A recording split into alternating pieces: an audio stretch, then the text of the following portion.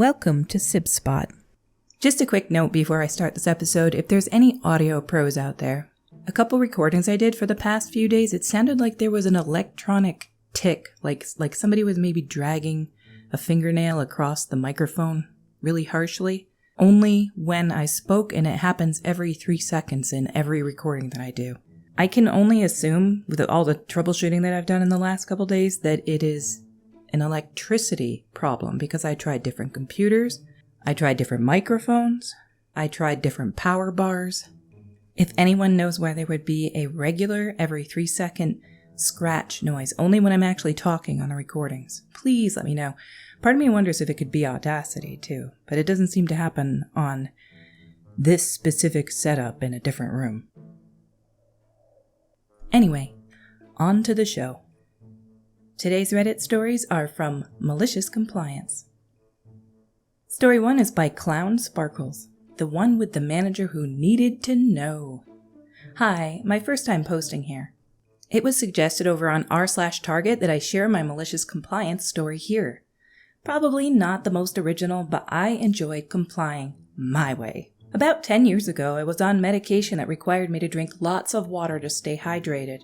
Thus, frequent bathroom breaks. At the time, when I had to go, I just made the trip and not made a fuss about it. My department manager was very controlling and said he needed to know what was going on all the time.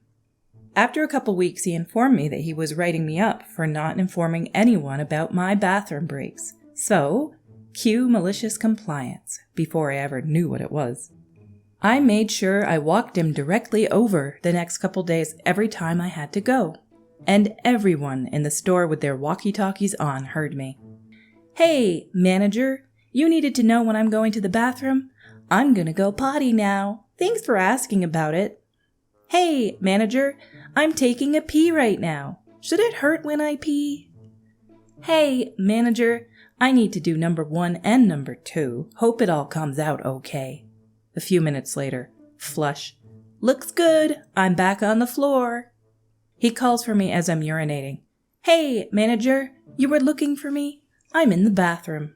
I'll be with you in a sec. I gotta use both hands now. Store managers and HR stepped in at that point and said I didn't need to go the TMI route. I responded wide-eyed and as innocently as I could. I don't want to get in trouble. Manager told me he absolutely needs to know about my bathroom breaks. I was merely doing what I was directed. They said they'd take care of it, and I was specifically asked to never call out bathroom breaks again. My coworkers were laughing about this for weeks. Every time there's a story about a manager or a teacher not letting a student go to the bathroom, it always makes me think of some of the teachers that I used to work with that wouldn't let you go to the restroom, or even teachers when I was growing up in high school that wouldn't let you go in the middle of a class. A lot of them thought you were just trying to get out of class. Granted, there are some students that do that. If you're a young listener and you're in high school and they tell you no, you can't go to the bathroom, get up and go. What's the worst they can do to you? Give you detention? Send you to the principal's office? In almost every case that I've ever run into, principals support students going to the restroom when they need to. It's what my mom always said to me too. If the teacher says no, you can't go right now, you get up and go. They can't hurt you.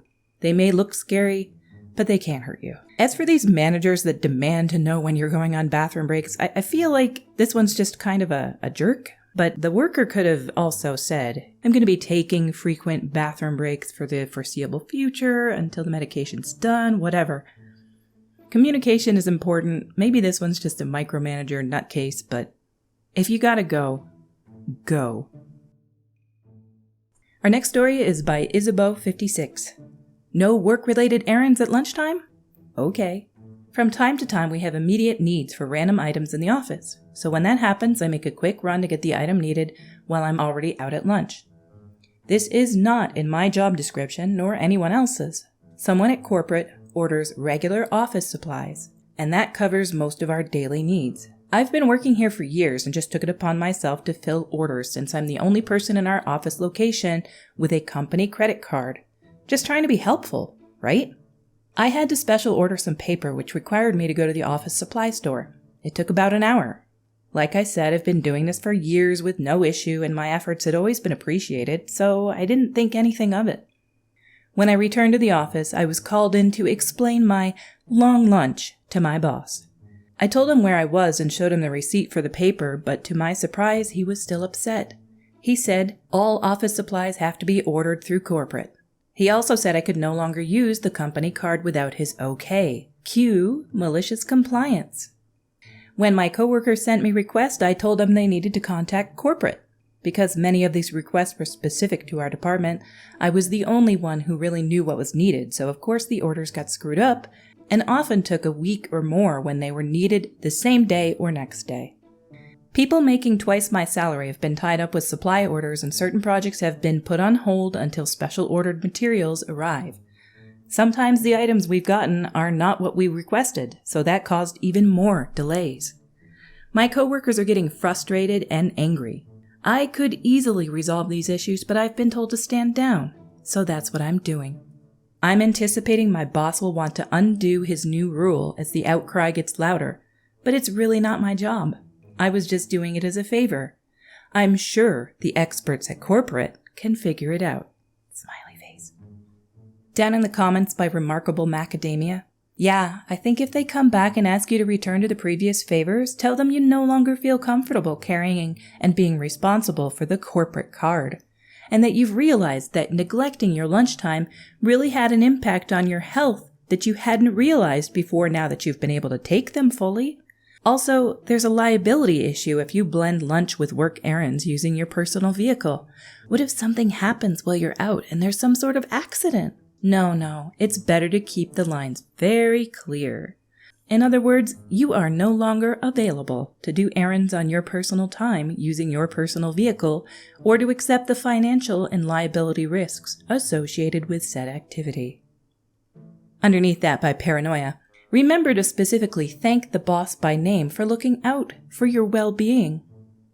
Underneath that by Substantial Rabbit 35, this, praise him specifically, publicly, and ideally in front of the skip-level bosses for bringing this to your attention and making it clear you should not do it on your private time, but on company time and resources, to get properly insured and reimbursed for the eventful use of your private means, car.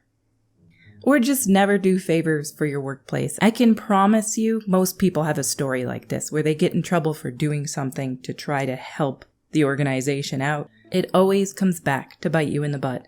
Unless the boss specifically tells you to do something, don't go out of your way and try to be helpful. Our last story today is by Dead Serious. Here's your pizza with everything. When I was in college a long time ago, I worked at a national pizza chain. Mostly I delivered, but I got some extra benefits for running 1 or 2 shifts a week as a manager. The following happened when a customer came in complaining about not enough toppings on the company's version of a deluxe pizza. So, for a bit of context, when a customer asks for a pizza with everything, most pizza places will default to their version of the deluxe pizza. These pizzas usually only have 5 to 8 toppings. Ours had 7, but they are not full portion toppings and are typically the equivalent of a 3 or 4 topping pizza.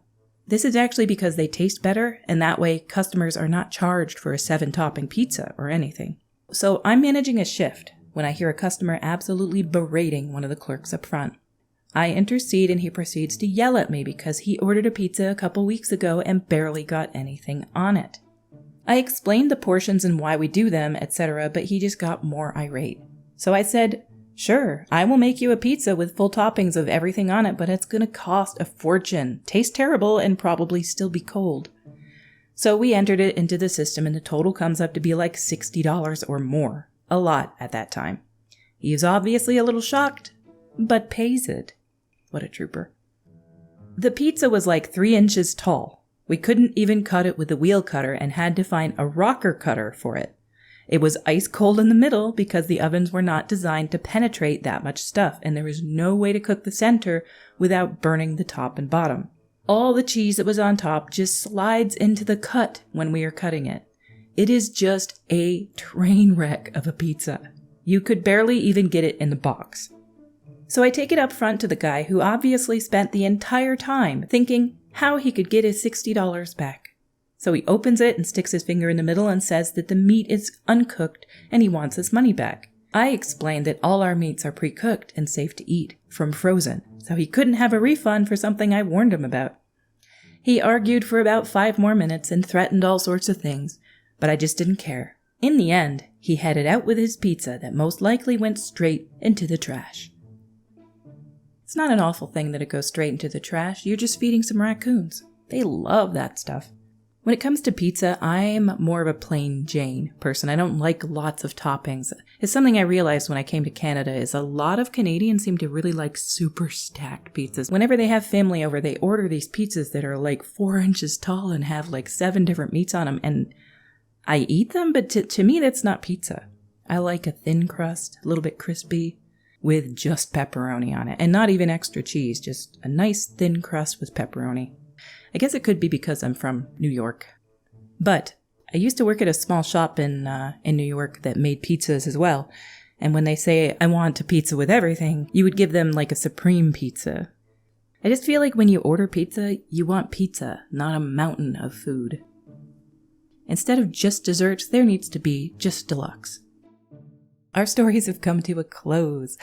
Until we meet again, have an amazing day.